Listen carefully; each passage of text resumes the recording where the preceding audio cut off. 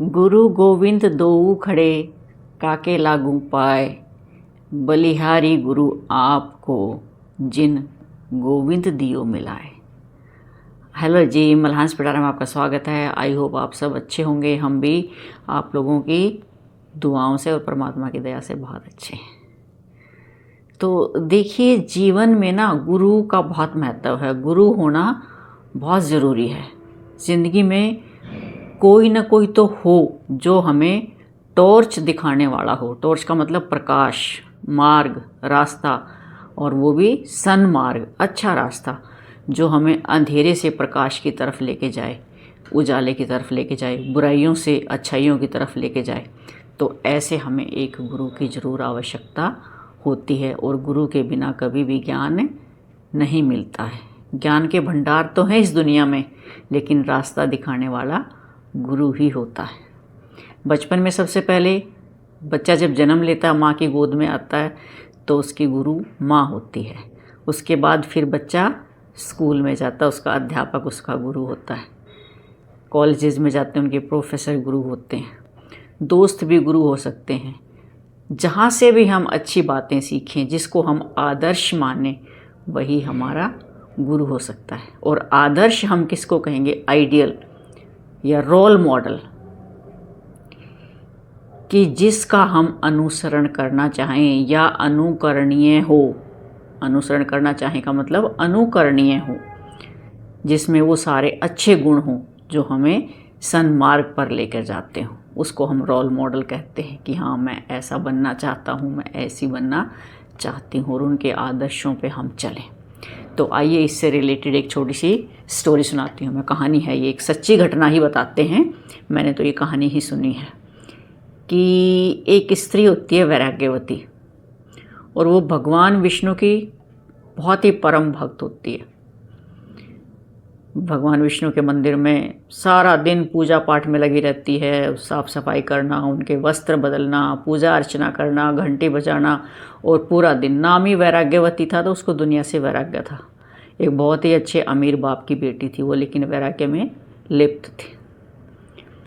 तो रोज़ उसकी पूजा अर्चना देखता रहता एक चोर जो है, उसको देखता रहता था रोज़ कि ये बड़ी भोली भाली स्त्री है और इसको बहलाया फुसलाया जा सकता है।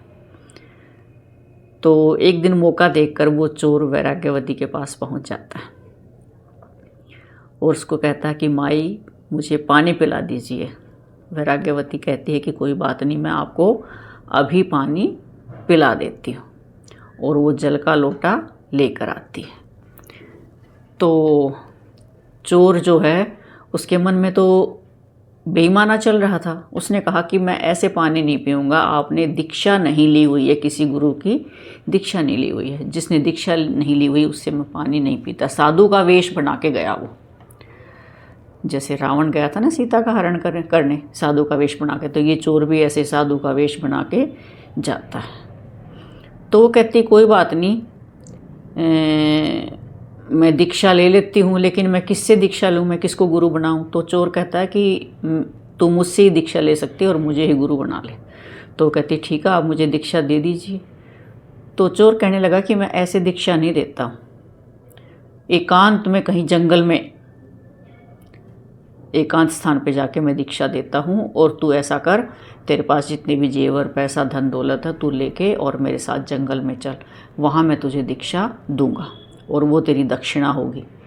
जो भी पैसा धन दौलत तू लेके आएगी वो दक्षिणा होगी दीक्षा की।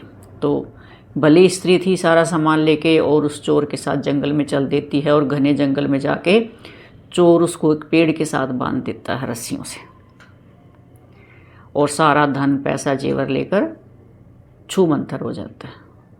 और ये कहता है उसको, जब रस्सी से बांधता है, कि मैं 1 हफ्ते बाद आऊँगा, तब तुझे दीक्षा दूंगा, और तब तक तूने प्रतीक्षा करनी है, मैं ही आकर तुझे खोलूँगा। यही तेरी दीक्षा है कि तूने पेड़ पे ही बंधे रहना है। अब वो तो बड़ी सच्चे दिल से थी कि ठीक है, मेरा गुरु बांध के गया है, वहाँ बंधी रही, और चोर जो है मार लेके भाग गया। अब रात को जब घर नहीं आई, उसके पिता को चिंता हुई कि मेरी लड़की घर नहीं आई, क्या बात है। उसने तलाशी शुरू करी, हर जगह देखा, नहीं मिली। तो अपना घोड़ा लेके जंगल में निकल जाता। बहुत खोजने के बाद देखता है कि पेड़ के साथ वैराग्यवती बंधी हुई मिलती है। तो उसका बाप उसको खोलने लगता है। तो कहती है नहीं पिताजी, मैं आपका सम्मान करती हूँ, आदर करती हूँ, आप मेरे बाप हैं, लेकिन आप मुझे नहीं खोलोगे। मेरे गुरु ने कहा है कि वो 1 हफ्ता बाद आएंगे और वही मुझे खोलेंगे और वो मुझे दीक्षा देंगे। तो उसके पिताजी ने कहा कि वो कोई चोर उचक्का है, तेरा पैसा जेवर तेरे से हड़प ले गया, वो कोई गुरु नहीं है और मैं तुझे खोलता हूँ कि घर चलो। कहती है नहीं, मेरे गुरु ही मुझे खोलेंगे, आप नहीं खोलोगे। पिता थक हार के वहीं बैठ जाता है। अब उधर क्या होता है कि भगवान विष्णु देखते हैं कि भी 3 दिन हो गए हैं और कोई घंटी बजाने वाला नहीं है मंदिर में, कोई पूजा अर्चना नहीं हो रही है, कुछ भी नहीं हो रहा है, सब कुछ माहौल शांत पड़ा है, वीरान पड़ा है। तो भगवान विष्णु को चिंता होने लगी वैराग्यवती की, क्योंकि भगवान अपने भक्तों जो सच्चे दिल से भक्ति करते हैं, भगवान उनकी परवाह करते हैं। तो नारद को बुलाया भगवान विष्णु ने कि नारद ऐसे ऐसे है बात, वैराग्यवती को ढूंढो, वैराग्यवती कहाँ है। तो नारद देखता अपनी दिव्य शक्ति से और वहीं पहुंच जाता है पेड़ के पास। तो बताता है भी भगवान विष्णु को कि आपकी तो भक्तनी तो वहाँ पेड़ के साथ बंधी हुई है। भगवान कहते हैं कि खोलो उसको।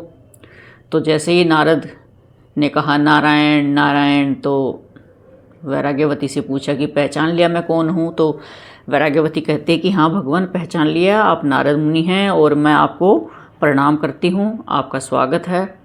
तो नारद मुनि कहने लगे कि भगवान ने भेजा है मुझे आपको खोलने के लिए, और ये कोई चोर उचक्का था जो आपको बांध के चला गया, मैं आपको खोल देती हूँ। तो कहती है कि नहीं, मेरे गुरु मुझे बांध के गए हैं, और देखिए मेरा गुरु कितना महान है कि 3 दिन में मुझे नारद मुनि के दर्शन हो गए हैं, तो इसलिए मेरा गुरु ही मुझे खोलेंगे आके, आप मुझे नहीं खोल सकते, मैं आपका सम्मान करती हूँ। बार बार कोशिश करने के बाद भी वैराग्यवती ने अपने आप को नहीं खोलने दिया नारद मुनि को। नारद मुनि परेशान होकर वापस फिर भगवान के पास आते हैं, भगवान विष्णु के पास, कि कहते हैं कि भगवान चलो, आपको ही चलना पड़ेगा। वो नहीं मानती है। तो अब भगवान विष्णु को लगा कि भी अपने भक्त को बचाना बहुत ज़रूरी है। तो वो चतुर्भुज रूप धारण करके और आते हैं धरती पे और नारद के साथ जाते हैं वैराग्यवती को खोलने के लिए जंगल में। तो भगवान विष्णु कहते हैं वैराग्यवती को कि हम तुझे खोल देते हैं, ये कोई चोर था जो तुझे बांध गया है, तुझे लूट ले गया है, और मैं तुझे खोलने के लिए आया हूँ, और तू मेरी भक्तनी है। तो कहती है भगवान, मैं धन्य हो गई जो आपके दर्शन हुए हैं, लेकिन मुझे खोलेगा मेरा गुरु ही आके। तो भगवान ने कहा कि वो कोई गुरु नहीं है, वो चोर है। तो कहती है कि वो चोर कैसे हो सकता है, कि देखो उसमें तो इतनी ताकत है कि मैं रोज़ पूजा अर्चना करती थी और मुझे भगवान के दर्शन नहीं होते थे, और आज साक्षात भगवान मेरे सामने खड़े हुए हैं। तो वो तो मेरे बहुत माने हुए गुरु हैं कि उनकी वजह से आज मुझे साक्षात भगवान के दर्शन हो गए हैं, इसलिए मुझे खोलेंगे मेरे गुरु ही। भगवान विष्णु कहते हैं नारद मुनि को कि भाई जाओ ढूंढ के लाओ, कहाँ होगा वो चोर। तो नारद मुनि कहते हैं कि महाराज कहाँ ढूंढें। कहता कोई नहीं, देखो कहीं ना कहीं चोरी की प्लान करता होगा बैठा हुआ, ढूंढ के लाओ उसको, ये भक्तनी तो तभी मानेगी। नारद मुनि जाता है तो वास्तव में वो कहीं बैठा हुआ चोरी की प्लान कर रहा था। नारद मुनि उसको पकड़ कर ले आते हैं। तो जैसे नारद मुनि लेके आते हैं तो चोर घबरा जाता है, चरणों में गिर जाता है भगवान के कि मुझे माफ़ कर दो। तो उन्होंने कहा कि भाई खड़ा हो, और हम ही तेरे सामने हाथ जोड़ते हैं कि जो तूने हमारे भक्तों को जो है अपने वश में कर लिया, और इसको खोलो। तब वैराग्यवती खोलने के बाद कहती है, सुनिए क्या कहती है वैराग्यवती। गुरु मान लिया ना उसने तो चोर को अपने आप को, क्योंकि गुरु उसको बांध के गया, तभी भगवान ने महसूस किया कि तेरा भक्त कष्ट में है, और भगवान उसको खुद वहाँ मुक्त करने के लिए आए, लेकिन वो फिर भी नहीं माने कि नहीं मेरे गुरु ही मुझे खोलेंगे। तो तब कहती है वैराग्यवती, गुरु गोविंद दोऊ खड़े काके लागू पाए, बलिहारी गुरु आपको जिन गुरु गोविंद दियो मुलाए। तो देखिए गुरु की तो महिमा ये होती है कि गुरु ही हमें भगवान तक पहुंचने का रास्ता दिखाता है, रोशनी दिखाता है, सही रास्ते पे चलाता है। भगवान सर्वत्र है, हर जगह है, लेकिन जो नियम है, जो तरीका है, आचार विचार व्यवहार शिक्षा गुरु ही देता है। हाँ, लेकिन गुरु जो है वो उस चोर जैसा नहीं होना चाहिए। ये तो एक उदाहरण है, उसका श्रद्धा भाव थी कि वो सिर्फ चोरी करके ही लेके गया और भगवान ने उस पर कृपा दृष्टि की। तो ये सब चीज़ें जो है ना हमें समझाने के लिए होती हैं कहानियाँ। लिखा तो इसमें यही गया था कि ये सच्ची घटना है, और हो सकता है सच्ची घटना होती भी हो। दुनिया में सब कुछ मानो तो सब कुछ, कहते हैं मानो तो गंगा मैया, ना मानो तो बहता पानी। लेकिन इन कहानियों से हमें शिक्षा बहुत मिलती है कि हमारे जीवन में हमारा पथ प्रदर्शक, हमारा मार्गदर्शक जरूर होना चाहिए, जो हमें सही और गलत का ज्ञान कराता है।